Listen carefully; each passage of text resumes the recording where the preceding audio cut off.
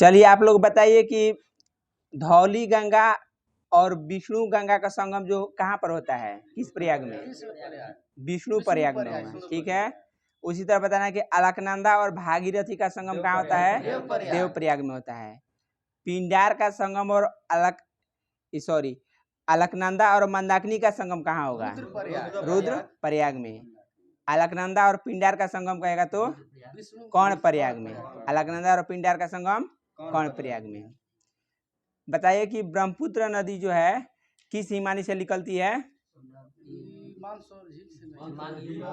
मानसरोवर झील के पास से निकट से चेम इंगडुम हिमानी से, चेम इंगडुम हिमानी से। इसे प्रारंभ में जो है यरलुंग जांगबो के नाम से जाना जाता है, यरलुंग जांगबो के नाम से। तिब्बत में इसे ब्रह्मपुत्र नदी को किस नाम से? सांगपो। तिब्बत में कहेगा तो सांगपो। अरुणाचल प्रदेश में कहेगा तो दिहांग। असम में कहेगा तो ब्रह्मपुत्र कहते हैं। बंगाल में एक बताना है कि एकमात्र जो है पुरुष नदी किसे कहते हैं? एकमात्र पुरुष नदी तो ब्रह्मपुत्र नदी को ही बोलते हैं। इसकी प्रमुख सहायक नदियां कौन कौन है? ठीक है, इसका हो जाएगा दिबांग, कामेंग, लोहित, सबन सिटी, भरेली, मानस, धनसिरी, रैदाक, पगलडिया और कोपली हो जाएगा। नेक्स्ट आपको बताना है कि चुलिया जो जल प्रपात है वह किस नदी पर है? चंबल नदी पर। बहुत बढ़िया, दोनों है चंबल, चुलिया और पुनासा चंबल नदी पर। नेक्स्ट बताना है कि डल झील जो कहाँ स्थित है? डल झील जम्मू कश्मीर में, ठीक है। राजसमंद झील कहेगा तो राजस्थान में। लोकटक झील मणिपुर में। लोनार झील कहेगा तो महाराष्ट्र में। कोलेरू झील आंध्र प्रदेश में। कोलेरू झील कहेगा तो आंध्र प्रदेश में। अष्टमुद्दी झील कहेगा तो केरल में। देवताल झील उत्तराखंड। सांभर झील कहेगा तो राजस्थान में हो जाएगा। बैरीनाग झील जम्मू कश्मीर में। लुरकनसर झील कहेगा तो लुरकनसर झील राजस्थान में हो जाएगा। पिछौला झील राजस्थान में। नेक्स्ट आप लोग को बताना है कि जो नदियों का जल प्रवाह जो होता है वह किस में मापा जाता है? क्यूसेक में, ठीक है, बहुत बढ़िया, क्यूसेक में होता है। पानी का बहाव क्यूसेक में मापा जाता है। नेक्स्ट बताना है कि गोवा में दो महत्वपूर्ण नदियां कौन कौन सी हैं? मांडवी और जुआरी है। मांडवी और जुआरी हैं। बताइए आप लोग कि केबू लामजाओ जो राष्ट्रीय उद्यान है वह किस झील पर है? ठीक है, लोकटक झील मणिपुर में है। यह जो है लोकटक झील है पूर्वोत्तर भारत का मीठे पानी का सबसे बड़ा झील है। इसी में तैरता हुआ राष्ट्रीय उद्यान जो है कैबू लामजाओ राष्ट्रीय उद्यान है। तो इसी क्षेत्र में कौन सा डियर पाया जाता है? डांसिंग डियर के नाम से जाना जाता है, जिसे हम लोग संघाई हिरण के नाम से जानते हैं, ठीक है, जो कि मणिपुर क्षेत्र में ही पाया जाता है। नेक्स्ट आप लोग बताइए बर्किंघम नहर जो है पुलिकट झील के जो है किस हिस्से से निकलती है? किस साइड से? तो पश्चिमी साइड से, पश्चिमी हिस्से से निकलती है। कौन सी नहर थी? बर्किंघम नहर, पुलिकट झील के पश्चिमी साइड से। नेक्स्ट बताना है कि पुलिकट झील जो है इस जल का मुख्य स्रोत जो है कौन कौन सी नदियां हैं? तो इसका हो जाएगा कालंजी हो जाएगा, स्वर्णमुखी और आरानी नदियां। कालांजी, स्वर्णमुखी और आरानी नदियां। नेक्स्ट बताना है कि भारत में सबसे अधिक ऊंचाई पर स्थित झील कौन सा है? चोलामू झील। चोलामू झील कहाँ स्थित है? सिक्किम में है। तो चोलामू झील से किस नदी का उद्गम हुआ है? तीस्ता नदी का। किस नदी का? तीस्ता नदी का हुआ है। बताना है कि सांभर झील का नाम सुने हैं? सांभर झील किस राज्य में है? राजस्थान में है। तो यह एक बालसन का उदाहरण है। किसका उदाहरण है? बालसन का। जबकि डिडवाना झील जो है यह भी राजस्थान में है, पलाया का उदाहरण है। डिडवाना झील पलाया का उदाहरण है। नेक्स्ट बताइए कि ऊंट जो होता है अपनी कुबड़ का प्रयोग किसको संग्रह करने के लिए करता है? वसा का संग्रह करने के लिए करता है, जल एवं वसा का। ठीक है, नेक्स्ट बताइए कि पहाड़ियों से घिरे अभिकेंद्रीय अफवाह वाले विस्तृत समतल गर्त को क्या कहते हैं? बाल्सन कहते हैं। ठीक है, पहाड़ियों से घिरे अभिकेंद्रीय अफवाह वाले विस्तृत समतल गर्त को बाल्सन कहते हैं। तो अभी आप लोगों को बताए थे कि बाल्सन का उदाहरण कौन सा झील है? सांभर झील, बाल्सन का सांभर झील था। नेक्स्ट बताना है कि भारत की सबसे बड़ी कृत्रिम झील कौन सी है? ठीक है, गोविंद वल्लभ पंत सागर है, जो कि किस नदी पर बनाया गया है? रिहंद नदी पर है, रिहंद नदी पर है। उत्तर प्रदेश में रिहंद नदी के पास है, रिहंद डैम है, जो कि अनपरा देखे हैं आप लोग? अनपरा का नाम सुने हैं? बताइए कि गोदावरी नदी का जल ग्रहण क्षेत्र जो है भारत के कितने राज्यों से होकर गुजरता है? ये हो जाएगा 7 राज्यों से। इसमें हो जाएगा महाराष्ट्र, तेलंगाना, छत्तीसगढ़, मध्य प्रदेश, आंध्र प्रदेश, कर्नाटक और ओडिशा हो जाएगा, ओडिशा। यह गोदावरी नदी का जल ग्रहण क्षेत्र था 7 राज्यों में। नेक्स्ट आप लोगों को बताना है कि बिहार जो जल प्रपात है वह किस नदी पर है? टोंस नदी पर है।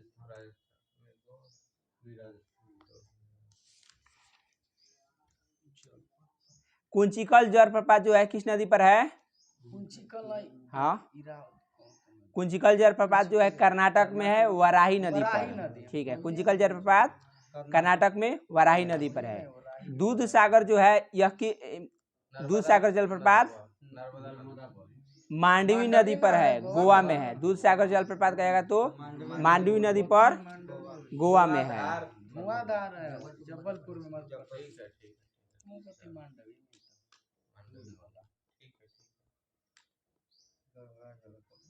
नेक्स्ट बताना है आप लोग को कि धुआंधार जलप्रपात जो है किस नदी पर है और किस राज्य में है? ठीक है, नर्मदा नदी पर मध्य प्रदेश में है। नेक्स्ट बताइए कि हुंडरू जलप्रपात जो है किस नदी पर है? स्वर्णरेखा नदी पर है, झारखंड में है। जोग या गरसोपा जो है किस नदी पर है? ठीक है, शरावती नदी कर्नाटक में है। एन्ना जलप्रपात कहेगा तो हम महाराष्ट्र में। एन्ना जो है नर्मदा नदी पर मध्य प्रदेश में है। एन्ना जलप्रपात नर्मदा नदी मध्य प्रदेश में है। शिव समुद्रम जलप्रपात, शिव समुद्र जलप्रपात कावेरी नदी कर्नाटक में है। शिव समुद्र जलप्रपात कावेरी नदी कर्नाटक। गोकक जलप्रपात गोकक नदी पर कर्नाटक में है। पायकारा जो है जलप्रपात है किस क्षेत्र में है? तो नीलगिरी क्षेत्र में है। नीलगिरी क्षेत्र कहाँ है? तमिलनाडु में, तमिलनाडु। पायकारा जलप्रपात नीलगिरी क्षेत्र में है, तमिलनाडु राज्य में। चुलिया जलप्रपात बताइए। ठीक है, चुलिया और पुनासा चंबल नदी राजस्थान। बताइए आप लोग कि मौसम के अनुसार जो है वार्षिक वर्षा का वितरण है, तो दक्षिणी पश्चिमी मानसून जो है इसकी समय अवधि कितनी है? कब से कब है? दक्षिणी पश्चिमी मानसून जून से सितंबर, जून से सितंबर। इस जो मानसून से है सबसे अधिक वर्षा होती है 73.7%। 73.7% वर्षा किसे होती है? दक्षिणी पश्चिमी मानसून से, जो कि कब से कब है? जून से सितंबर, जून से सितंबर है। नेक्स्ट बताना है कि सेरीकल्चर में किसका अध्ययन किया जाता है? ठीक है, रेशम कीट का पालन किया जाता है सेरीकल्चर में। एपीकल्चर में कहेगा तो मधुमक्खी पालन हो जाएगा। नेक्स्ट है पीसीकल्चर में मत्स्य पालन हो जाएगा। फ्लोरिकल्चर कहेगा तो फूलों का उत्पादन। विटीकल्चर में अंगूर की खेती होता है, विटीकल्चर में अंगूर की खेती। वर्मीकल्चर में केचुआ का पालन, वर्मीकल्चर केचुआ पालन। पोमोकल्चर में फलों का उत्पादन। ओलेरी कल्चर में कहेगा तो साग सब्जियों का उत्पादन। हॉर्टिकल्चर कहेगा तो बागवानी से हो जाएगा, हॉर्टिकल्चर बागवानी। एरोपोटिक में क्या किया जाता है? बिना मिट्टी के हाँ, हवा ठीक में है। उगाना पौधा होता बिना है। मिट्टी के हवा में हवा पौधों में। को उगाना है, यानी कि हवा में पौधों को उगाना एरोपोटिक्स। एरोपोटिक हाइड्रोपोनिक्स कहेगा तो जल में पौधों को उगाना, यानी कि मृदा रहित कृषि, मृदा रहित जल में उगाना। बिना मिट्टी का। ठीक है, नेक्स्ट आप लोग को बताना है, मनी प्लांट उसे उगता है। बताइए कि भारत के कुल क्षेत्रफल का लगभग कितना % भाग पर कृषि होता है? कृषि 43 51% भाग पर कृषि होता है। 51% भाग पर कृषि होता है, जबकि 4% जो भाग है वह चारागाह के लिए है। 21% भूमि पर क्या है? वन है। 24% भूमि क्या है? बंजर है, जो कि बिना उपयोग का है। चलिए बताइए कि पेडोलॉजी के अंतर्गत किसका अध्ययन किया जाता है? मिट्टी का अध्ययन या मृदा का अध्ययन। ठीक है, नेक्स्ट बताना है कि बांगर किसे कहते हैं?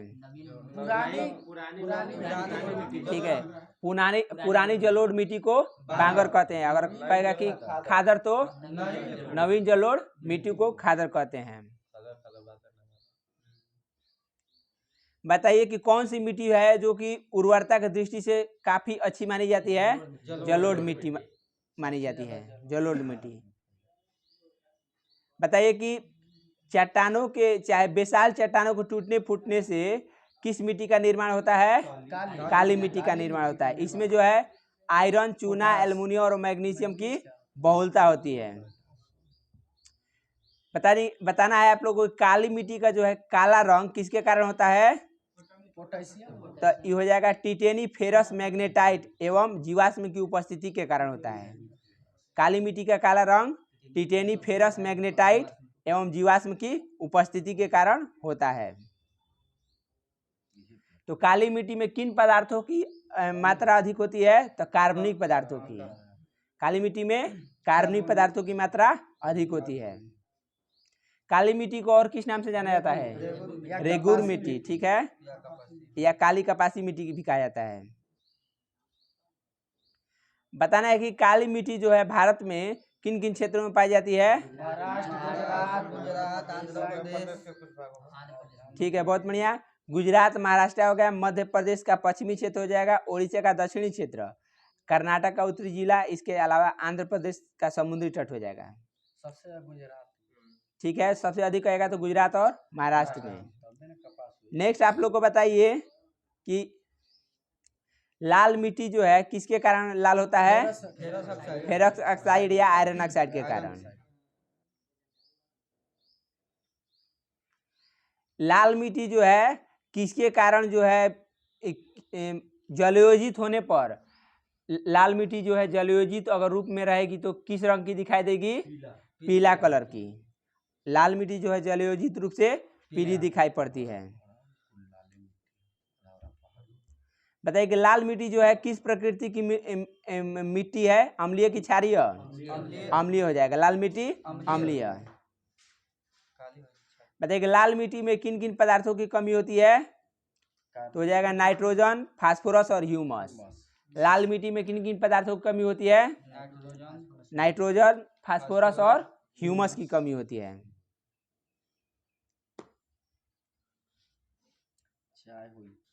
लाल मिट्टी में जो है कौन कौन से फसलें उपजाई जाती हैं? चाय, कॉफी हो जाएगी। ठीक है, चाय हो जाएगा इस मिट्टी में। यह मिट्टी जो है कॉफी हो जाइए, नारियल हो जाइए, सब। कपास और गेहूं, दालें और मोटे अनाजों की कृषि की जाती है। इसके अलावा चाय जो है लेटराइट मिट्टी में चाय अधिक होता है। ठीक है, लाल मिट्टी कहेगा तो आपको गेहूं हो जाएगा, चना हो जाएगा, यानी मोटा अनाज जो भी है इसकी कृषि की जाती है। बताइए कि लाल मिट्टी में कौन सा पदार्थ मिलाकर इसकी उर्वरता बढ़ाई जा सकती है? चूना का इस्तेमाल कर। इसमें चूना का इस्तेमाल करके इसकी जो है अम्लीयता जो है क्या है? बढ़ाई जा सकती है। अम्लीय प्रकृति की मिट्टी होती है तो इसकी अम्लीयता को घटा करके इसकी उर्वरता बढ़ाई जा सकती है। नेक्स्ट बताइए कि लेटराइट मिट्टी जो है, लेटराइट मिट्टी किस फसल के लिए सर्वाधिक उपयोगी है? चाय के लिए। ठीक है, चाय, कॉफी इत्यादि के लिए यह बहुत ही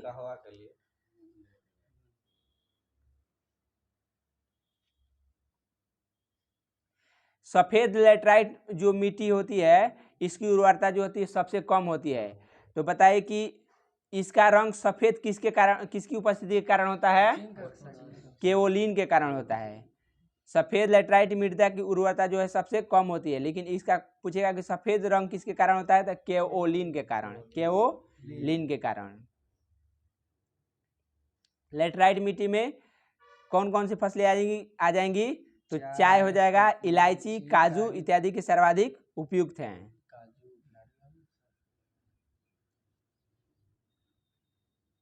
बताइए कि देश में मृदा अपरदन और उसके दुष्परिमाणों पर नियंत्रण हेतु केंद्रीय मृदा संरक्षण बोर्ड का गठन कब किया गया था? 1953 में। और मरुस्थल से निपटने के लिए, मरुस्थल की समस्याओं से निपटने के लिए किस स्थान पर केंद्रीय शुष्क क्षेत्र अनुसंधान संस्थान यानी कजरी का स्थापना किया गया था? जोधपुर, राजस्थान में। तो कजरी का स्थापना कब हुआ था? 1959 में। तो सर्वप्रथम दूरदर्शन कार्यक्रम का स्टार्ट भी 1959 में हुआ था।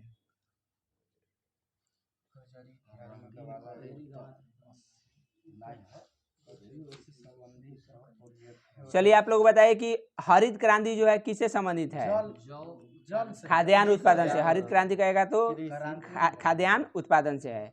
श्वेत क्रांति कहेगा तो दुग्ध उत्पादन से। नीली क्रांति मत्स्य उत्पादन से। भूरी क्रांति कहेगा तो उर्वरक उत्पादन से। रजत क्रांति अंडा उत्पादन से। पीली क्रांति तिलहन उत्पादन से। कृष्ण क्रांति कहेगा तो बायोडीजल उत्पादन से। ठीक है, पेट्रोलियम। कृष्ण क्रांति बायोडीजल उत्पादन यानी पेट्रोलियम। लाल क्रांति कहेगा तो टमाटर और मांस उत्पादन से। लाल क्रांति टमाटर और मांस उत्पादन से। गुलाबी क्रांति कहेगा तो झींगा मछली उत्पादन से और प्याज से संबंधित भी है।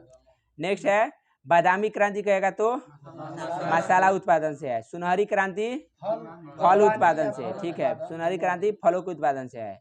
अमृत क्रांति नदी जोड़ो परियोजनाओं से है। गोल क्रांति कहेगा तो आलू से हो जाएगा। स्वर्ण क्रांति बागवानी से। स्वर्ण क्रांति बागवानी से।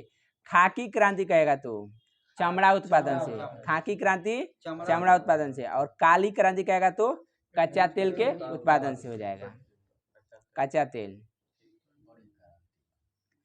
नेक्स्ट आप लोगों को बताना है कि भारत में हरित क्रांति लाने का श्रेय जो है किसे जाता है?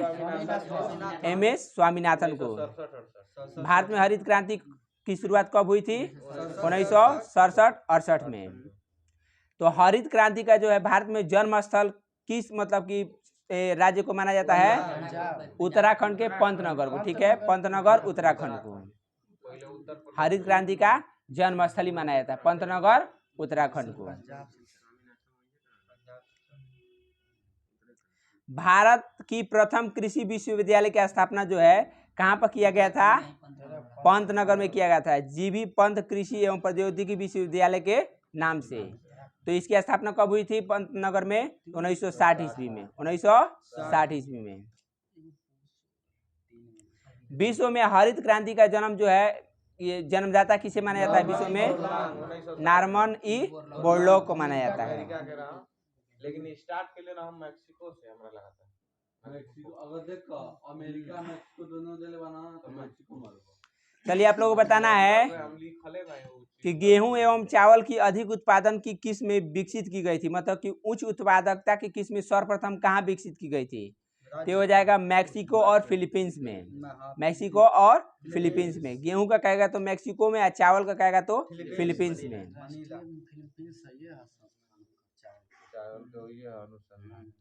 भारत में कटक उड़ीसा में। आप लोग बताइए कि मसाला उत्पादन में भारत जो है किस स्थान पर है? पहला स्थान पर है। लगभग केरल से 40% मसालों का उत्पादन किया जाता है। 40% मसालों का।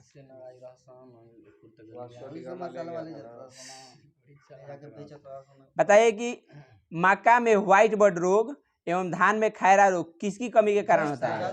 जस्ता की कमी से। मक्का में व्हाइट बर्ड एवं धान में खैरा रोग जस्ता की कमी से। ठंडा प्रदेश में शिकार कर भारत में फूलों की खेती में जो है सबसे अधिक कौन सा फूल प्राप्त होता है? आर्किड हो जाएगा, आर्किड, जिसका जो है भारत में 9% तक का उत्पादन किया जाता है। सबसे छोटा गुलाब तो आर्किड स्टेट के रूप में जो है किस राज्य को माना जाता है? अरुणाचल प्रदेश। आर्किड स्टेट जो है किस राज्य को कहा जाता है? अरुणाचल प्रदेश। अर्की अरुणाचल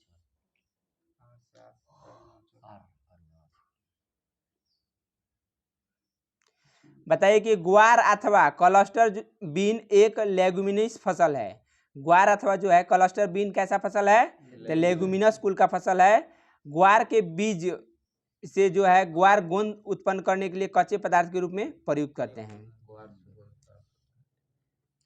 नेक्स्ट आप लोगों को बताना है कि भारत में प्राकृतिक रबड़ का सबसे अधिक उत्पादन कौन सा राज्य करता है? केरल राज्य करता है। ठीक है, भारत में प्राकृतिक रबड़ का सबसे उत्पादक केरल राज्य करता है।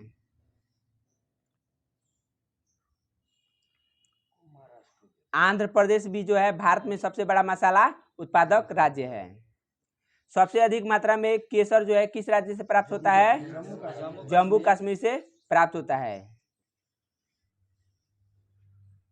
जैविक खेती करने वाला भारत का प्रथम राज्य कौन सा है? सिक्किम को घोषित किया गया है। जैविक खेती करने वाला भारत का प्रथम राज्य किसे घोषित किया गया है? सिक्किम को।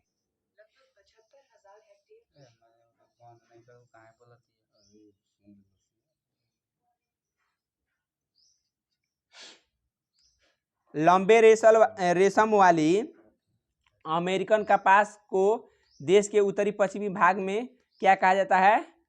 जो लंबे रेशम वाली अमेरिकन कपास जो है उसके देश के मतलब भारत देश के उत्तरी पश्चिमी भाग में इसे किस नाम से जाना जाता है? तो नरमा के नाम से।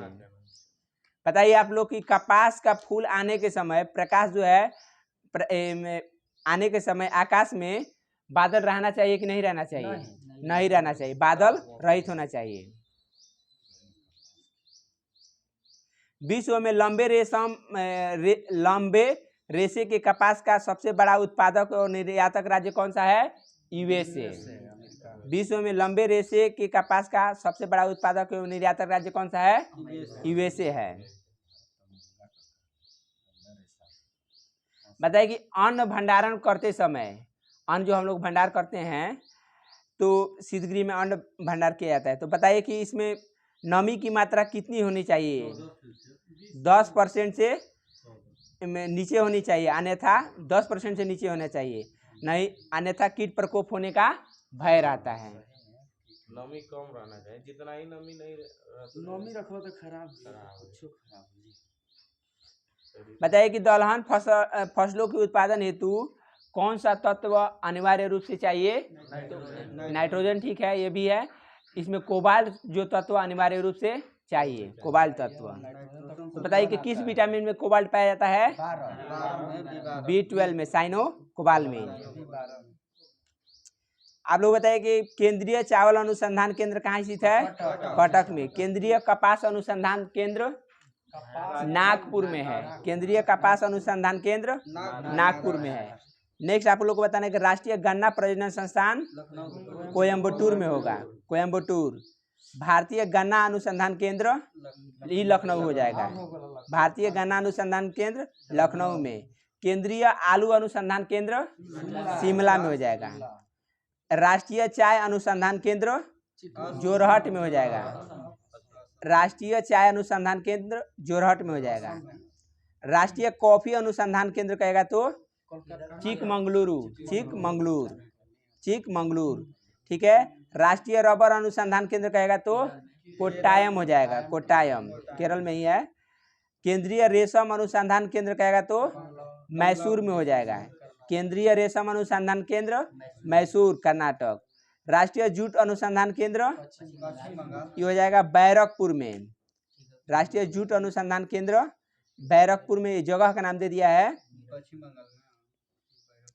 केंद्रीय तंबाकू अनुसंधान केंद्र कहेगा तो राजमुंदरी हो जाएगा। केंद्रीय तंबाकू अनुसंधान केंद्र राजमुंदरी। तो बताइए कि तंबाकू बोर्ड कहाँ स्थित है?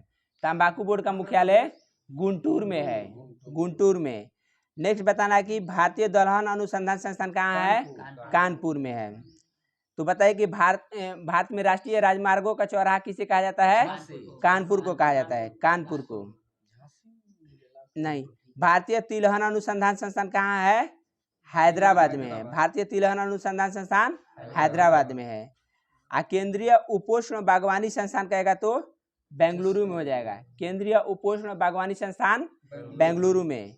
केंद्रीय कृषि मौसम विज्ञान केंद्र कहेगा तो पूना में हो जाएगा। केंद्रीय कृषि मौसम विज्ञान केंद्र पूना में।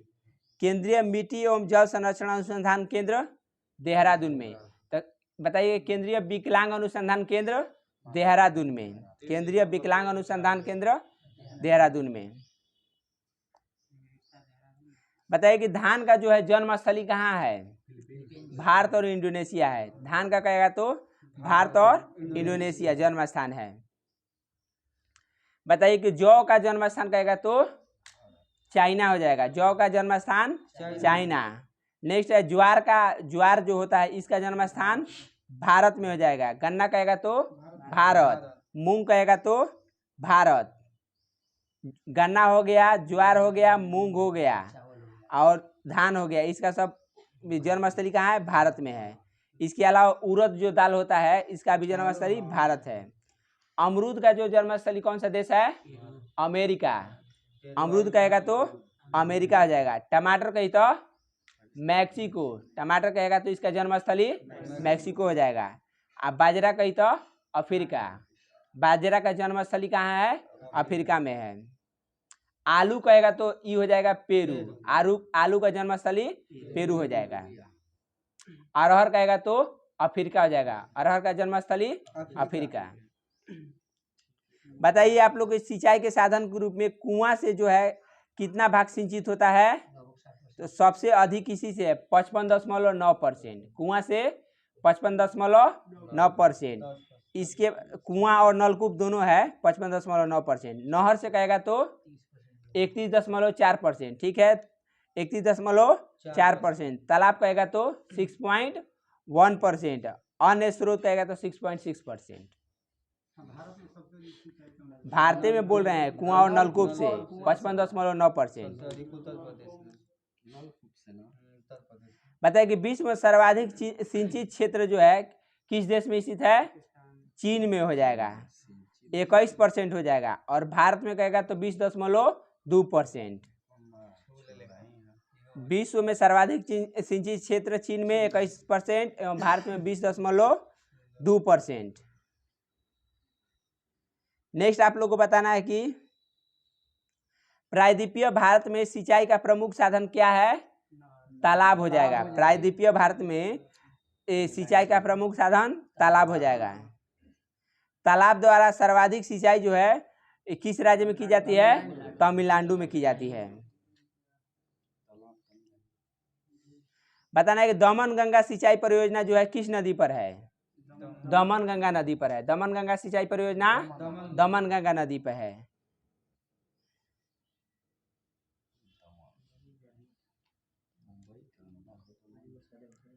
इसी परियोजना के तहत बना जलाशय जो है गुजरात के वलसाड जिले में स्थित है। दमन गंगा सिंचाई परियोजना के ही तहत बना हुआ है क्या? तो एक तो जलाशय बना हुआ है जो गुजरात के वलसाड जिला में है। दमन गंगा नदी जो है महाराष्ट्र और गुजरात में बहते हुए अरब सागर में गिरती है। दमन गंगा नदी कहाँ से कहाँ गुजरती है? तो महाराष्ट्र और गुजरात से गुजरते हुए अरब सागर में गिर जाती है। पता ना है कि गिरना सिंचाई परियोजना महाराष्ट्र के नासिक जिले में किस नदी पर है? नासिक तो वो दामोदर गिरना नदी पर ही स्थित है। गिरना सिंचाई परियोजना जो है महाराष्ट्र के नासिक जिले में गिरना नदी पर है। पंबा सिंचाई परियोजना केरल के किस नदी पर स्थित है? पंबा नदी पर है। ठीक है, पंबा सिंचाई परियोजना केरल के पंबा नदी पर है। सहायक नदी है, मुख्य रूप से नहीं। चलिए बताइए कि टिहरी पन बिजली कॉम्प्लेक्स जो है उत्तराखंड के टिहरी के समीप किस नदी पर है? भागीरथी नदी पर तथा भिलंगना नदी पर भी स्थापित है। दोनों पर है, भागीरथी और भिलंगना दोनों के संगम पर स्थित है।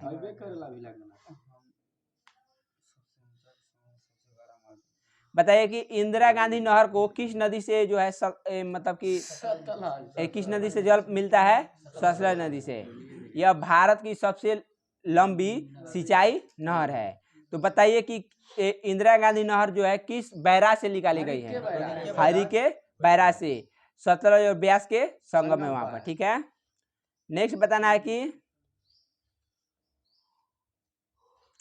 सारण सिंचाई नहर एवं त्रिवेणी नहर जो है किस नदी से जल प्राप्त करती है?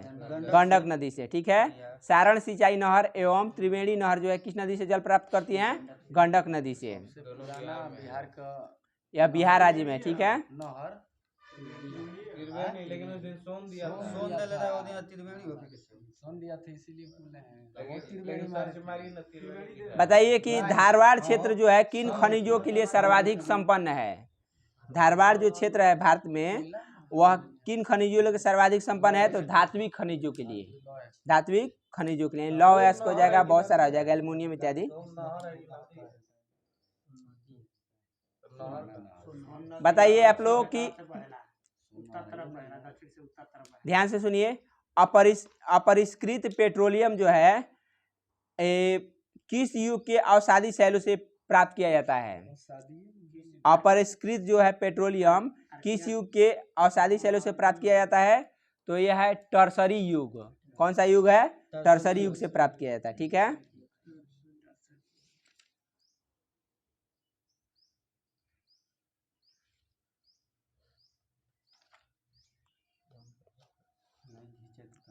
चलिए बताइए कि बाल्को जो है, बाल्को कंपनी है, बाल्को, नाल्को, हिंडाल्को, इंडाल्को, माल्को और वेदांता है, ये सारे आप लोग सुने हैं। तो बाल्को जो बताइए कि किसकी सहायता से बना हुआ है? सोवियत संघ रूस से। ठीक है, सोवियत संघ की सहायता से निर्माण हुआ है। इसका प्रमुख केंद्र कौन सा है? तो कोरबा एवं कोयना क्षेत्र है। नाल्को जो है किसकी सहायता से? फ्रांस से है। ठीक है, इसका जो है प्रमुख केंद्र है दामनजोड़ी ओडिशा, दामनजोड़ी ओडिशा। हिंडाल्को किसके सहयोग से बना है? यूएसए के सहयोग से। हिंडाल्को कहेगा तो यूएसए। इसका जो प्रमुख केंद्र है रेणुकूट उत्तर प्रदेश है। इंडाल्को कहेगा तो इंडाल्को किसके सहयोग से बना हुआ है? कनाडा के सहयोग से। इंडाल्को कनाडा। इसका प्रमुख केंद्र है जेके नगर एवं जेके नगर, मुरी और अलवाई क्षेत्र है। माल्को किसकी सहायता से है? इटली की सहायता से। ठीक है, माल्को इटली की सहायता से। इसका प्रमुख केंद्र है चेन्नई, मेटूर और स्लेम, चेन्नई, मेटूर और स्लेम। वेदांता किसकी सहायता से? जर्मनी की सहायता से। इसका प्रमुख केंद्र झारसगुड्डा है, झारसगुड्डा। पता है कि एल्युमिनियम के उत्पादन करने में भारत का विश्व में कौन सा स्थान है? 8वां स्थान है। एल्युमिनियम उत्पादन करने में भारत का कौन सा स्थान है? 8वां। बताइए आप लोग कि आधुनिक ढंग से सूती वस्त्र की पहला मिल जो है ये 1818 ईस्वी में कोलकाता के समीप किस स्थान पर लगाया गया था? फोर्ट ग्लास्टर में, लेकिन यह असफल रहा। ठीक है, सबसे पहला सफल आधुनिक सूती कपड़ा कारखाना जो है 1854 ईस्वी में बम्बई में किसके द्वारा खोला गया? ठीक है, कावस जी डावर द्वारा, जिसमें 1856 से उत्पादन प्रारंभ किया गया था। हाँ, 1854 में जो खोला गया, 1856 में उत्पादन प्रारंभ हुआ। बताइए कि भारत के सूती वस्त्रों की राजधानी किस शहर को कहा जाता है? मुंबई को कहा जाता है। बताइए कि उत्तर भारत का मैनचेस्टर किसे कहते हैं? कानपुर को। दक्षिणी भारत का मैनचेस्टर कोयम्बटूर को। भारत का बोस्टन अहमदाबाद को। अहमदाबाद है ना पहला आर्द्र भूमि में जाने वाला शहर? चलिए बताइए, शहर पूछ रहे हैं। अहमदाबाद है, दूसरा हमको लगता है इंदौर है। सोने के रेशे के नाम से मशहूर जो है सोने के रेशा के नाम से कौन सा मशहूर है? तो जूट है, जूट रेशा है। ठीक है, पर्सन या जूट। ठीक है, तो बताइए कि जूट के उत्पादन में भारत में विश्व का कौन, मतलब भारत का विश्व में कौन सा स्थान है? ये प्रथम हो जाएगा। नहीं, प्रथम हो जाएगा, प्रथम। इसमें प्रथम दिया हुआ है। विश्व में प्रथम स्थान है जूट का। बांग्लादेश तो है ही ना वो ठीक। बताइए कि जूट उत्पादन के लिए पहला कारखाना कोलकाता के समीप किस स्थान पर खोला गया था? 1855 में रिसरा नामक स्थान पर। कहाँ पर खोला गया था? रिसरा नामक स्थान पर। बताइए कि भारतीय जूट निगम का स्थापना कब किया गया था? 1971 में। कब मिनट हो गया? चलिए ठीक।